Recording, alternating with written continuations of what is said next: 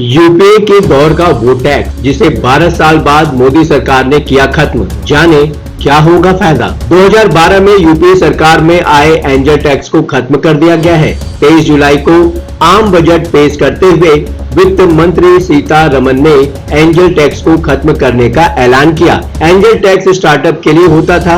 ऐसे में जानते हैं कि एंजल टैक्स क्या है और अब इससे क्या फायदा होगा। नमस्कार, आप देख रहे हैं न्यूज कॉल 24। मैं हूं आपके साथ सुशील गिरीश। हर खबर पर नजर, हर सवाल का जवाब, पक्ष ना विपक्ष, खबर निष्पक्ष। देश दुनिया की हर छोटी बड़ी खबर सटीकता विश्वसनीयता के साथ सीधे आपके स्क्रीन पर। लगातार ताजा खबरों के लिए न्यूज कॉल 24 को सब्सक्राइब करें, फॉलो करें और ज्वाइन करें। नोटिफिकेशन में जाकर ऑल का ऑप्शन दबाना बिल्कुल न भूलें। बने रहिए न्यूज कॉल 24 के साथ। आइए बढ़ते हैं खबरों की तरफ। वित्त मंत्री निर्मला सीतारमन ने मंगलवार को 2024-25 के लिए बजट पेश किया। मोदी सरकार के तीसरे कार्यकाल का ये पहला बजट है। बजट में इनकम टैक्स की नई रिजीम में बदलाव तो हुआ ही है, इसके साथ ही एंजल टैक्स को भी खत्म कर दिया गया है ताकि स्टार्टअप इकोसिस्टम को बढ़ावा मिले। एंजल टैक्स को 2012 में लाया गया था, तब प्रणब मुखर्जी वित्त मंत्री थे।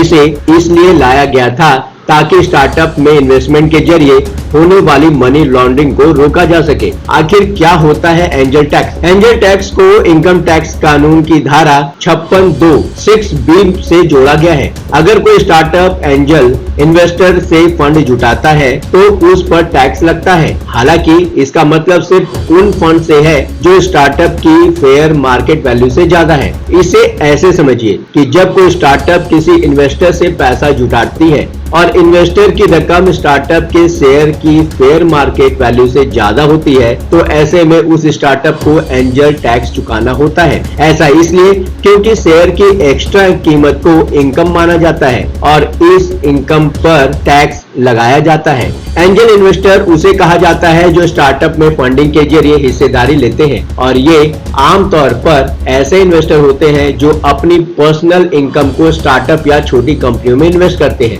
उदाहरण के लिए किसी स्टार्टअप की फेयर मार्केट वैल्यू 50 लाख रुपए है और वो एंजल इन्वेस्टर से 1 करोड़ रुपए जुटाती है, तो उसे 50 लाख रुपए का टैक्स चुकाना होगा। विवादों में रहा है एंजल टैक्स। एंजल टैक्स अक्सर विवादों में रहता है। स्टार्टअप शुरू करने वाले कई एंटरप्रेन्योर का तर्क है कि किसी स्टार्टअप की फेयर मार्केट वैल्यू तय नहीं की जा सकती। स्टार्टअप्स का दावा है कि फेयर मार्केट वैल्यू निकालने के लिए assessing officers (AO) discounted cash flow का इस्तेमाल करते हैं।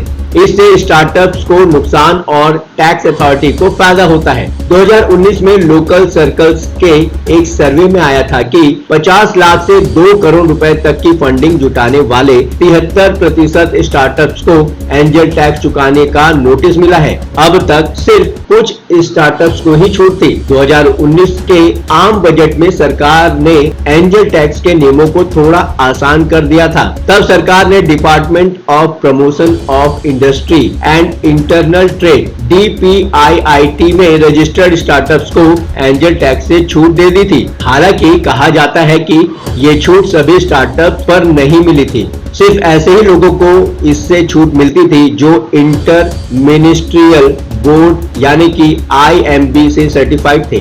IMB असल में एक सरकारी बॉडी है जो तय करती है कि कोई स्टार्टअप इनोवेटिव है या नहीं और वो इनकम टैक्स कानून का फायदा लेने के लिए योग्य है या नहीं। रिपोर्ट्स के मुताबिक अब तक DPIIT में 84,000 से ज्यादा स्टार्टअप रजिस्टर्ड हैं, लेकिन इनमें से सिर्फ 1% ही IMB से सर्टिफाइड है। आप अपनी राय में हमें बता सकते हैं कि जो टैक्स 12 साल तक यूपीए के दौरान बनाया रखा सरकार ने, क्या इस टैक्स को खत्म करने के बाद मनी लॉन्ड्रिंग बढ़ेगी नहीं? स्टार्टअप्स को फायदा होगा? आप अपनी राय हमें कमेंट के माध्यम से भेज सकते हैं। देश दुनिया की हर छोटी बड़ी खबर रियल टाइम एनालिसिस के साथ सटीक विश्लेषण और निष्पक्ष खबरों के लिए बने रहिए न्यूज कॉल 24 के साथ। नमस्कार।